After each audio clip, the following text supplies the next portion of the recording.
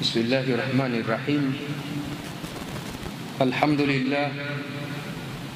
الحمد لله الذي قدر الأزمان وفصل الفصول، نحمده تعالى بما هو له أهل من الحمد ونثني عليه ونؤمن به ونتوكل عليه ونعوذ بالله من شرور أنفسنا ومن سيئات أعمالنا، من يهده الله فلا مضل له ومن يضلله فلا هادي له، وأشهد أن لا إله إلا الله وحده لا شريك له شهادة يبلغنا أقصى الغايات ويرفعنا بها أعلى الدرجات والفوز بسكنى جناته، ونشهد أن سيدنا وحبيبنا وعظيمنا ومصطفانا محمدا عبده ورسوله المبعوث بالقول السديد والفعل الحميد والأمر الرشيد، فما أحسن ما جاء به من العبادة وما أعظم ما جاء به من التوحيد، ومن ذلك شهر رمضان الذي أنزل فيه القرآن هدى للناس وبينات من الهدى والفرقان. اللهم فصل وسلم وزد وبارك وارحم على سيدنا المختار إمام المتقين وسيد الأبرار والقائل الصوم جنة والصدقة تطفئ الخطيئة كما يطفئ الماء النار، وعلى آله وصحبه ومن سار على نهجه ودعا بدعوته واستنى بسنته إلى يوم العرض الأكبر. أما بعد، فيا عباد الله، أوصيكم ونفسي أولا بتقوى الله تعالى وطاعته والعمل بما فيه رضاه. Tunamshukuru Allah subhanahu wa ta'ala ambaye amekadiria muda ndani ya miezi 12. Katika miezi 12 akaweka miezi minne mitukufu, lakini akauweka mwezi mtukufu wa Ramadhani kuwa ndio sayyidu shuhur, kuwa ndio bwana wa miezi yote, na kwa kufaradhisha ndani yake ibada kubwa ya saumu.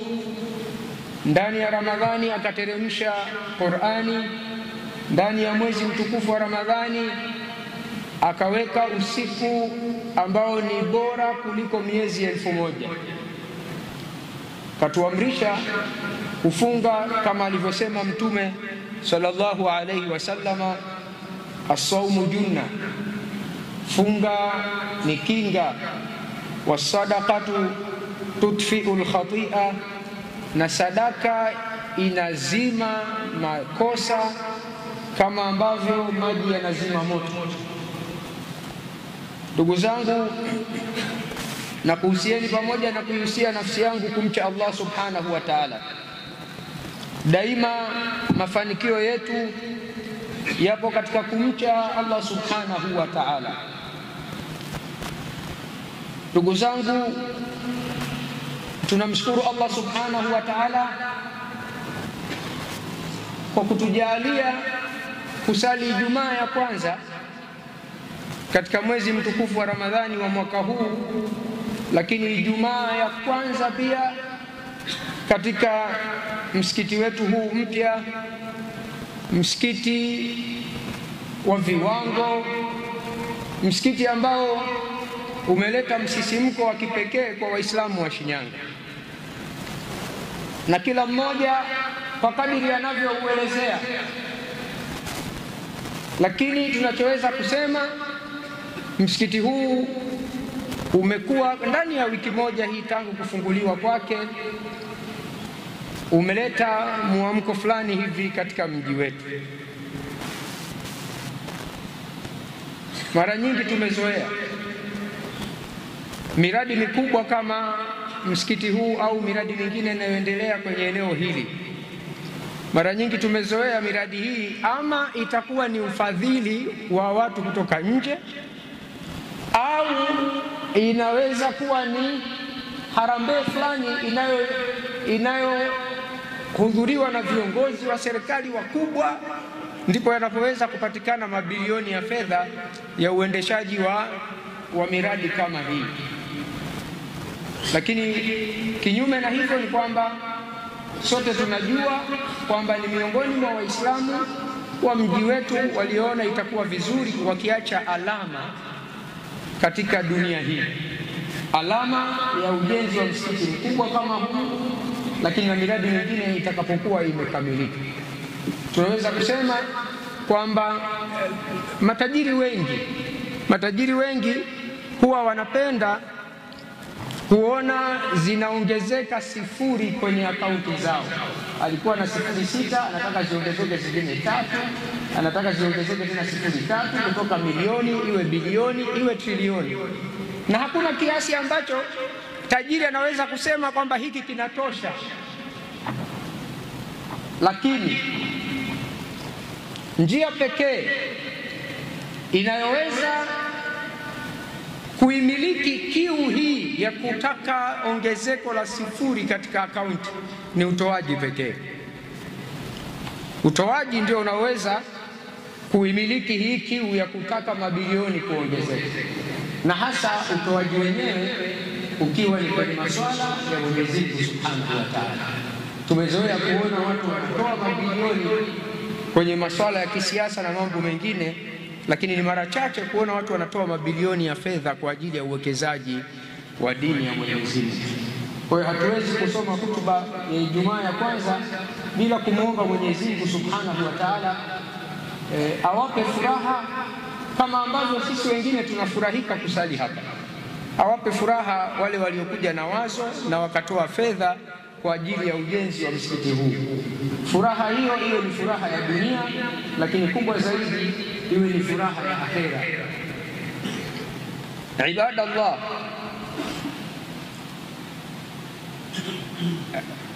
fadilatu sawmi ma'rufa wal jazaa'u alayhi 'azim wa thawabuhu jazil. وما عند الله من النعيم للسوام والقوام كثير وما نعلمه قليل. Ndugu zangu, fadhila za saumu ni maarufu. Manake karibu wiki nzima hii mawaidha na nasaha mbalimbali zinazungumzia kuhusu fadhila za saumu. Malipo yake ni makubwa na thawabu zake ni nyingi. Aliyoyaandaa Mwenyezi Mungu Subhanahu wa Ta'ala kwa ajili ya waliofunga ni mengi zaidi ya yale tunayoyafahamu. Sisi tunafahamu kidogo sana kuhusu fadhila, thawabu na malipo aliyowaandalia Mwenyezi Mungu Subhanahu wa Ta'ala wafungaji. Zaidi tunasema kama alivyosema Mtume sallallahu alayhi wasallam, man sama ramadhana imanan wa ihtisaba ghufira lahu ma taqaddama min dhanbihi. Atakayefunga mwezi mtukufu wa Ramadhani kwa imani, moja. Pili, wahtisaban, anafunga kwa ajili ya kutegemea malipo kutoka kwa Allah Subhanahu wa Ta'ala. Na ndivyo ilivyo wengi tuliofunga hapa. Tumefunga kwa sababu ya imani. Ya ayyuhalladhina amanu, enyi mlioamini, kutiba alaykumus siyam, mmefaradhishiwa funga. Tumefunga kwa sababu ya imani. Tunaamini funga ni nguzo ya dini ya Kiislamu na ni amri ya Allah Subhanahu wa Ta'ala. Wengi tumefunga si vinginevyo ila kwa kutaka, kwa imani na kutaka radhi za Allah Subhanahu wa Ta'ala. Hadha Ramadhanun shahru jiddin wa ibada, shahru siyamin wa qiyamin wa dhikrin wa du'ain wa qur'anin wa sadaqa. Mwezi wa Ramadhani ni mwezi ambao watu wanatakiwa wawe makini. Ni mwezi wa ibada, Mwezi wa Ramadhani ni mwezi wa funga. Mwezi wa Ramadhani ni mwezi wa kusimama visimamo mbalimbali, mwezi wa kusimama kusali sala za tarawih, lakini pia kujitahidi kwa kadiri mtu atakavyoweza kusimama pia kusali sala za usiku. Mwezi wa Ramadhani ni mwezi wa kumdhukuru Allah subhanahu wa ta'ala, ni mwezi wa kuomba dua. Watu wanatakiwa wajitahidi kukithirisha kumuomba Allah subhanahu wa ta'ala.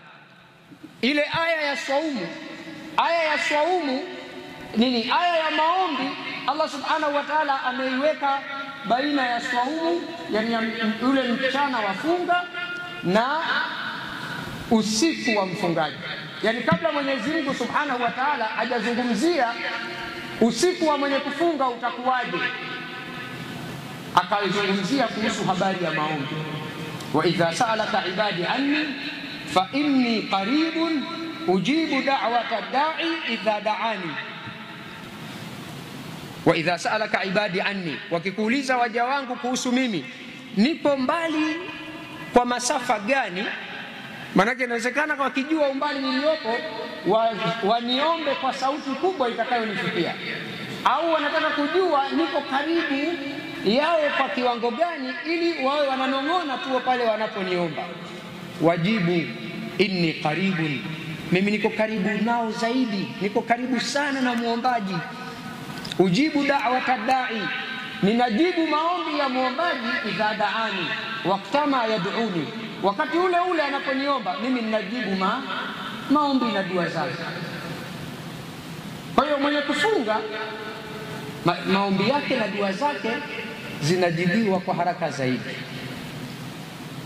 Tukithirishe kumuomba Allah subhanahu wa ta'ala baadhi ya yale mahitaji yetu tunayohitaji katika dunia hii, kwa sababu huu ni mwezi wa dua vile vile. Lakini tusisahau kwamba pia shahru Ramadhan shahrul Qur'an, mwezi wa Ramadhani ni mwezi wa Qur'ani. Tukithirishe kusoma Qur'ani ndani ya mwezi mtukufu wa Ramadhani.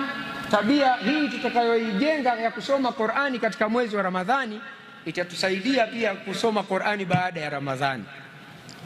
Baadhi yetu huwa ikifika Ramadhani ndio tunakung'uta vumbi la misahafu yetu.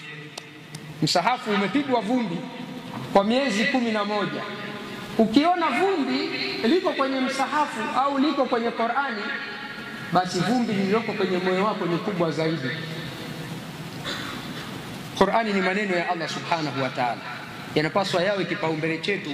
Kama ambavyo tunavyoweza kushika simu zetu, basi ndivyo tunavyotakiwa kuishika Qur'ani mara kwa mara zaidi ya tunavyoshika simu zetu. Ibadallah, as-siyamu la yata'allaqu bit-ta'ami faqat, innahu yata'allaqu bi umurin muta'addida allati la yakmulu as-siyam illa biha. Ndugu zangu, swaumu haihusiani na chakula tu. Yani kufunga si kwa chakula na kunywa, bali yako mambo mengi yanayohusiana na funga, ambayo mambo hayo ndiyo yatakayoifanya funga yako kuwa kamili. Min ahammiha hifdhul lisani anil kadhib wal ghiba wan namima. Miongoni na mambo muhimu kabisa ambayo pia yanachangia kuifanya swaumu kuwa kamili ni kuhifadhi ulimi. Kuna uhifadhi ulimi kutokana na kusema uongo. Maisha yetu leo yametufanya riziki zetu tuzipate pia kwa njia za uongo, udalali usiokuwa na kujali ile misingi ya kawaida. Kuulinda ulimi na uongo, kuulinda ulimi kutokana na kuteta, kulinda ulimi wako kutokana na usengenyaji. Kama yajibu hifdhul aini wal udhuni anil istima'i wan nadhari ila ma la yahib. Lakini pia ni wajibu mtu kulinda jicho lake, mtu kulinda sikio lake, kusikiliza na kutazama kile ambacho si halali. Tunatembea mabarabarani kwenye nchi zetu hizi ambazo mwanamke kuacha sehemu zake za maumbile yake wazi sio tatizo, na atakushangaa wewe unayemshangaa kwa nini anatembea hivi. Sasa jicho lako linapotazama liwe ni moja ambalo sio la kutaka kuhakikisha ulichokiona. Ukitaka kuhakikisha ulichokiona, unaiweka hatarini saumu yako. Tujizuie kusikiliza yale yasiyo ya halali kwenye magari yetu, kwenye majumba yetu. Weka Qur'ani, weka adhkari zitakazokuwa zinasoma, sio miziki. Maana hata kama hatuna, maana kuna mjadala juu ya uharamu wa miziki, lakini jiulize wewe mwenyewe, unaposikiliza muziki unaandikiwa thawabu? Yani utaikuta huu muda unaotumia kusikiliza muziki utaukuta kwenye daftari la matendo yako mema? Kwa hiyo haupaswi wakati mwingine kusikiliza vitu ambavyo haviwezi kukusaidia wala havina faida na wewe katika maisha yako. Lakini wa hifdhul batni an tanawuli alharam, katika mambo muhimu yanayokamilisha saumu zetu ni kuhifadhi matumbo yetu kula haramu. Haramu imekuwa ni sehemu kubwa, ni amala mingi ya fedha imekuwa ni vyanzo vyake ni haramu. Leo vijana wengi ukitembea mijini humu, sehemu kubwa wao kazi yao ni betting tu, kubeti. Na wengine mnakuja na majezi ya timu mnazozipenda yanayohamasisha uchezaji wa kamari. Betting ni kamari. Ukivaa sport pesa, ukivaa beti, unahamasisha biashara ya kamari, sawa na ambaye amevaa t-shirt inayotangaza pombe, kwa sababu kamari na pombe zimewekwa kwenye aya moja, innamal khamru wal maisir. Pombe na kamari, beti ni haramu kama ilivyo, kwa sababu kile unachokula, kile unachoshinda, maana yake ni fedha za wengine. Wewe umeweka 1000 unashinda milioni, maana yake hizi fedha zingine ni za wale waliocheza. Sawa tu na korokoro, sawa tu na kamari nyingine. Lakini ndio imekuwa leo sasa vijana wako humo kwenye mabeti. Akina mama leo imekuwa wanashiriki vikoba, mikopo ya kausha damu. Wanaume leo wanaingia kwenye migogoro ya ndoa kwa sababu ya mikopo hii walioingia wake zao. Ghafla kaja mtu, sisi ni wale. Maana kuna tuvigari twingi tu ICT tunazunguka mjini twingi sana, ambao kazi yao ni hiyo tu. Mume hajui, kaja wanataka kubeba vitu ndani ya nyumba, mume anazuia, wakampiga akafa.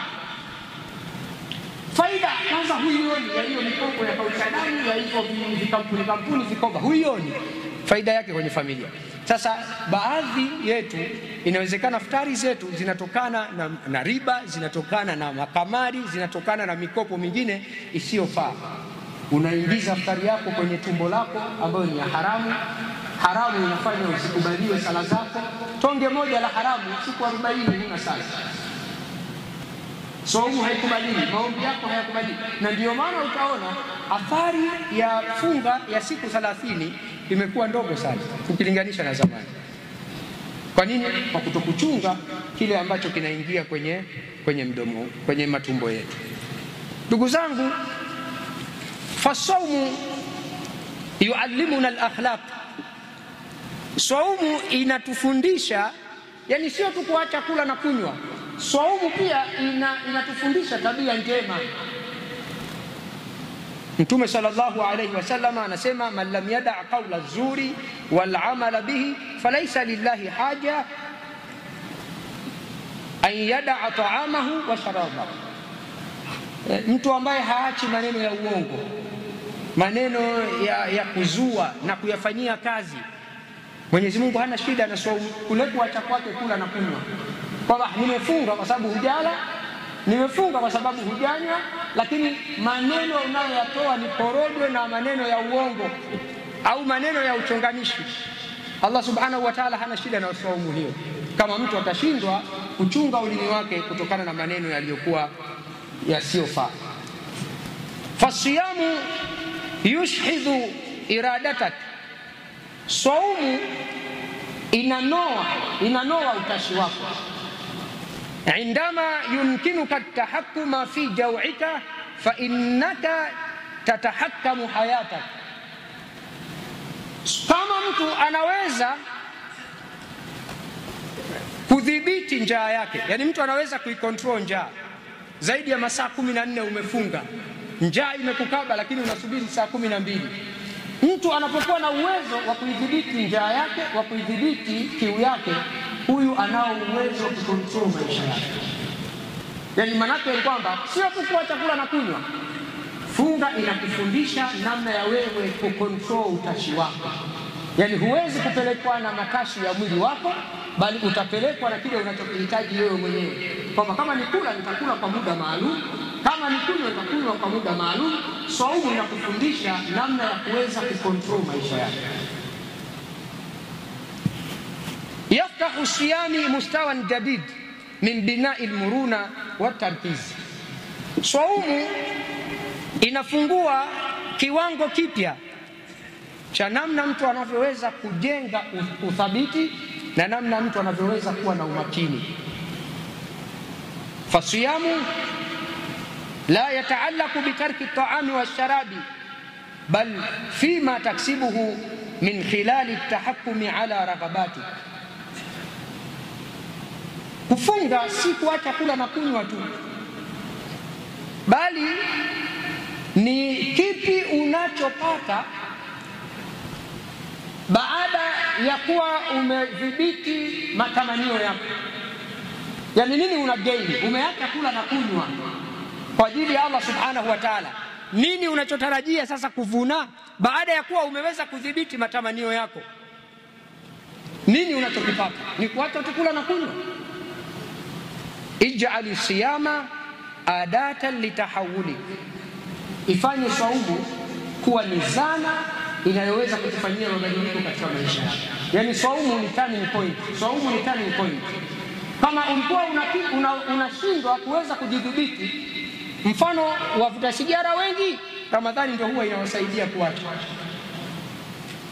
Kwa sababu ameshindwa. Miezi ya kawaida hawezi kukaa saa moja. Anaweza akatoka ushirika hii kuipata sigara stendi ya zamani saa 7 usiku. Lakini saumu inaweza kumfundisha kukontrol ile hamu yake ya sigara. Maana yake kumbe saumu inaweza kutusaidia kubadilisha mambo mengi katika maisha yako. As-sawmu yataallaqu akthara بالانضباط والقضاء على العادات السيئة. Saumu sio kwa chakula na kunywa tu. Saumu inakufundisha nidhamu. Yani saumu sio kwa chakula na kunywa. Saumu ni discipline. Saumu inakufundisha discipline. Discipline kwa maana ya kusaidia kutoka kwenye tabia mbaya kukupeleka kwenye tabia njema. Saumu inakusaidia namna pia ya kutumia fedha au kipato chako katika misingi iliyokuwa sahihi. Anasema Sheikh Mutawalli Sha'rawi katika maneno yake, naanza na moja kwanza na ndio la kumalizia hotuba yetu. Anasema Mwenyezi Mungu Subhanahu wa Ta'ala ametuamrisha kuacha kula na kunywa mwezi wa Ramadhani, kwamba tusile mchana wa Ramadhani, tusikutane na wake zetu mchana wa Ramadhani. Ndivyo Mwenyezi Mungu Subhanahu wa Ta'ala alivyotutaka. Lakini kuna kitu ambacho wengi tumeghafilika nacho, ni kutofautisha uumbaji wa Mwenyezi Mungu na utengenezaji wa binadamu. Utengenezaji wa mwanadamu, kile alichokitengeneza mwanadamu kinapokosa nishati yake, chanzo cha movement inapokosekana, kitu hicho huwa kinaanza kufanya kazi. Mfano gari, nguvu yake, nishati yake ni mafuta. Mafuta yanapoisha, hiyo gari lazima isimame. Simu unayoitumia ikiisha chaji lazima izime. Lakini hakuna mfumo katika huo mfumo wa mwanadamu ambao kitu hiki kinaweza kujiwekea akiba ya nishati kwa ajili ya matumizi ya baadaye. Hakuna namna kwamba gari ina reserve ndio, lakini sio kwamba kuna uwezekano wakati gari inatembea haya mafuta yanajitengenezea sehemu ya akiba yatakayotumika baada ya kuisha haya mafuta uliyoweka. Si kama lugha yangu inaeleweka. Mwili wako wewe Mwenyezi Mungu Subhanahu wa Ta'ala ameuwekea mfumo maalum wa kuhifadhi nishati baada ya kuisha kile chakula cha kawaida ulichokula. Unapokula Mwenyezi Mungu Subhanahu wa Ta'ala anajalia mwili unafyoza glucose. Ile glucose wanasema ni energizer. Inaenda sehemu ya ile glucose inatumika kwa sababu ndio inayozifanya seli zako kuwa active. Alafu mwili unaweka akiba ya glucose kwenye ini kwa ajili ya matumizi ya baadaye. Yaani wewe unaweza usile milo mitatu, chai, mchana, usiku, na unaweza ukafunga masaa 72. Wako wanaofunga masaa 72 siku 3 maana yake bila kutia kitu chochote mdomoni. Lakini anaweza kuendelea kufanya kazi. Kwa nini? Kwa sababu mwili Mwenyezi Mungu Subhanahu wa Ta'ala ameuwekea utaratibu wa kuhifadhi nishati. Kitu ambacho huwezi kukikuta katika utaratibu wa kawaida wa vile vilivyotengenezwa na mwanadamu. Lakini ninalo nikusudia kuhusu nidhamu ya matumizi ya kawaida ni kwamba Mwenyezi Mungu amejalia unakula baada ya Ramadhani, lakini ni sehemu ndogo sana. Ukiwa umefunga, ukipita barabarani unatamani kila kitu. Yaani njaa inakufanya utamani kila kitu. Utaona hivi utatamani, utaona hiki utatamani, utaona hiki utatamani. Kila kitu utatamani, utakusanya. Lakini wakati wa kula unagundua katika vyote ulivyokusanya kimoja tu kinaweza kukufanya ukashiba. Na hivyo vingine kaa hakuna shida. Mfumo wa Ramadhani ulikuwa unatutaka tuweze kutumia kidogo kama yalivyo mahitaji yetu, kuliko kuifanya Ramadhani inakuacha na madeni. Porque kuna wengine wanakuambia nisifunge kwa sababu sina sukari ya uji. Yaani yeye anachukulia Ramadhani kama ni kula. Unaweza ukahifadhi sehemu ya mapato yako kwa sababu saumu inakufundisha nidhamu ya matumizi ya fedha. Lakini wengine Ramadhani inawaacha na madeni, wengine wanalalamikia matatizo ya afya baada ya Ramadhani. Yaani afya imekuwa na mgogoro kwa sababu alikuwa wakati mwingine anakula mpaka anavimbiwa. Huu sio utaratibu aliokusudia Mwenyezi Mungu katika Ramadhani. Aqulu qawli hadha wastaghfirullaha al-azim li wa lakum wa lisairil muslimina min kulli dhanb fastaghfiruhu yaghfir lakum wad'uuhu yastajib lakum innahu huwal barrul karim.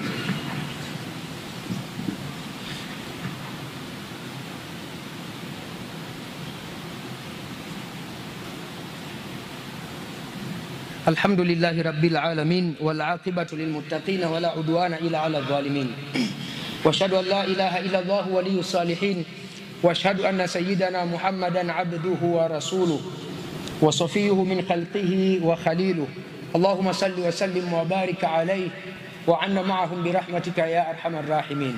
هذا وصل وسلم على إمام المرسلين وقائد الغر المحجلين فقد أمركم الله بالصلاة والسلام عليه حيث قال عز قائلا عليما إن الله وملائكته يصلون على النبي يا أيها الذين آمنوا صلوا عليه وسلموا تسليما. اللهم صل وسلم وزد وبارك وارحم على نبينا محمد وعلى آل نبينا محمد كما صليت وسلمت وباركت وأنعمت على خليلك إبراهيم وعلى آل خليلك إبراهيم في العالمين إنك حميد مجيد. وارض اللهم عن خلفائه الراشدين وعن أزواجه أمهات المؤمنين وعن بقية الصحابة أجمعين وعنا معهم برحمتك يا أرحم الراحمين. اللهم أعز الإسلام والمسلمين وأذل الشرك والمشركين ونقص أعداءك أعداء الدين. اللهم نور قلوبنا بنور الإيمان وزينه في قلوبنا وكره إلينا الكفر والفسوق والعصيان. اللهم اجعل جمعنا هذا جمعا مرحوما واجعل تفرقنا من بعده مؤيدا معصوما ولا تدع فينا ولا معنا شقيا ولا محروما. نسألك الهدى والتقى والعفاف والغنى. اللهم إنا نسألك الهدى والتقى والعفاف والغنى. اللهم اغفر للمؤمنين والمؤمنات والمسلمين والمسلمات الأحياء منهم والأموات إنك قريب مجيب الدعوات.